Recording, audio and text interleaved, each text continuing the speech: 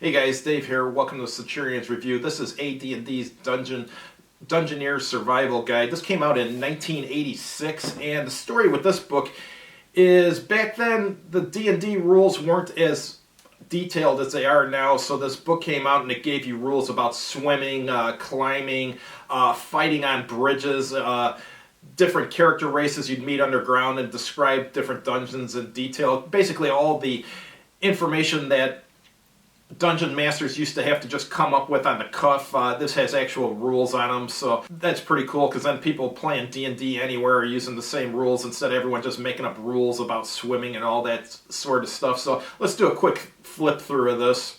Hey guys, last time I read this was about 30 years ago, so this should be a good blast from the past. For beginners, advanced players, and DMs, this book opens up grand new vistas into the realms of the Underdark, that little-known region of dungeons and caverns, far beneath the sunlit world of everyday existence. The worlds of subterranean adventure await. And TSR in Lake Geneva, that's actually not that far from where I live. I live in Illinois, but I can be in Lake Geneva in like a half hour. Alright, it's filled with good black and white illustrations. Here's just an intro from the author here.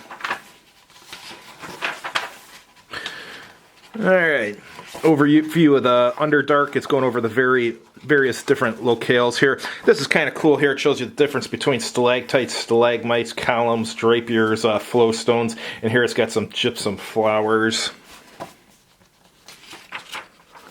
And here it goes into some unnatural locations too. This is cool here. This reminds me of one of the diagrams of the tunnels of Cu Chi from Vietnam with all the different subterranean rooms and stuff. This is a cool illustration. Most DMs, when they make their dungeons, they're pretty one floorish, I would say. They're not like this where you have multiple levels and stuff. You might have one or two levels. This really takes it to an extreme. I like the way this is set up here. Alright, movement for underwater stuff. You got your swimming rules, holding one's breath rules, encumbrous rules, as you probably guessed too. It's even got diving rules. Alright, here's your climbing rules. If you want real detailed rules for climbing, here's the different rates you get depending on the surface climbed. Alright, jumping rules, but more importantly, rappelling rules here. That's definitely needed in some of these underground labyrinths. It's got climbing tools here. And here's rules for using ropes, such as using them as a grapple or throwing a loop of rope to grab something. Alright, swing across belays, that would be for rappelling, I would assume. Alright, and here it's talking about building bridges, permanent ones and impromptu. Here's your fatiguing and exhaustion rules. Excavating rules. Alright, here it goes into proficiencies.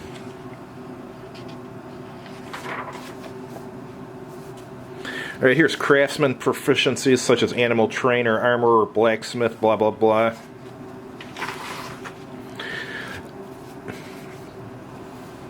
Alright, and here's weapon making, the time to construct it, and the material cost. Here's your adventuring proficiencies. Some are animal noise, blind fighting, boating, mountaineering, riding, rope use, you get the idea, swimming of course.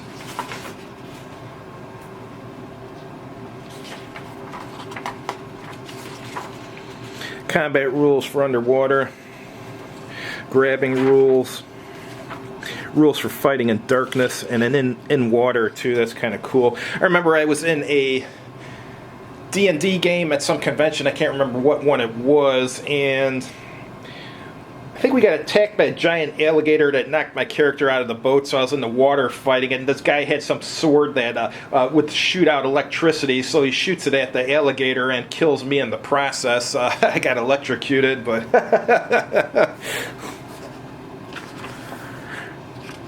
Alright, mounted combat, that means when you're riding a horse or whatever. Here's some battle system. I think those are the miniature rules. Here's some stuff for that. Right here it's going over the underwater environment, like air supply, fire, smoke, ventilation, poisonous gases, and detecting odors. Here's your odor detection table. And it's got some cave-in rules here. Here's your cave-in location. You definitely don't want to roll a 1 because it's right on top of the PCs. And there's even cave-in chain reactions and a table for it. That's a good artwork there. Hypothermia, that's an optional rule.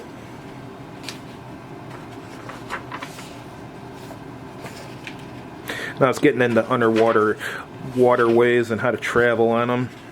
These guys here got a raft, that's pretty cool. And here it's even got the boat draughts and ceilings, so you don't run into the ceiling or something with your boat or whatever you have underground. Alright, and if you want to start mining underground, well, here's the rules to do it.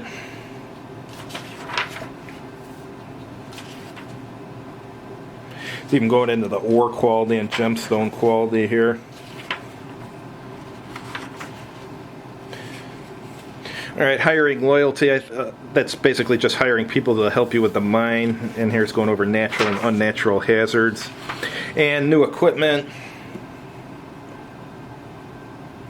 Some of the interesting ones here are like crampons. Those are basically spikes you put on your boots so you can travel on ice or try to climb ice walls with them and stuff. Pickaxe, all sorts of stuff. A lot of it's for climbing.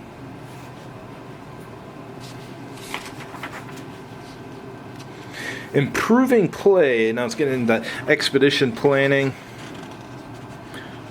Creating diversions. Here's rules about using dogs. It's actually a good rule to have, because I can't tell you how many campaigns I've been in where someone had a dog with them. Alright, here's your mapping techniques. Alright, and the history of some of these underground cultures.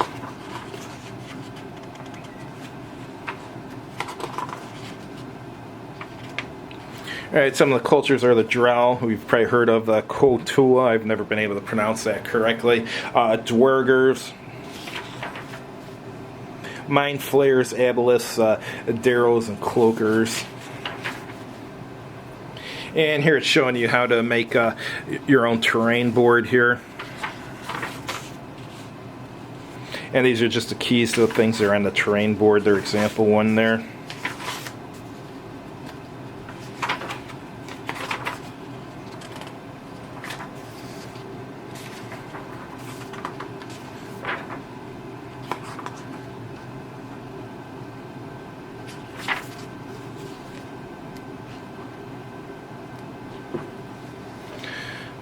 Alright, underground adventures, campaign considerations. Here it's talking about the different type of players. You got the adventurers, they're the bright-eyed, enthusiastic players. You got role players, we're familiar with those, and then problem solvers. These are the players that enjoy the game on a different level than adventurers. Problem solvers see the campaign as a great puzzle, and their purpose is to put all the pieces together. I think I would fall into that category because I like campaigns where there's like a purpose and like some mystery or something you have to solve. Those are my favorite campaigns. Campaigns I don't like are the ones where you're just wandering around the world and you just have these little sub-adventures and there's no overall goal or something. I'm very goal-oriented. Alright. Just going over the importance of setting. This is about designing your own world here. It's going over plot and counter plots there.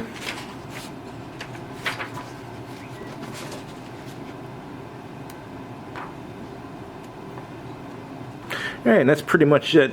Oh, and here's doing your mapping.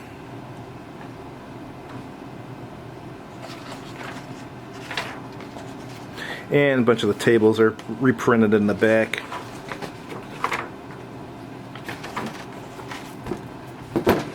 Thanks for watching this blast from the past. I hope you enjoyed it. Have a good evening.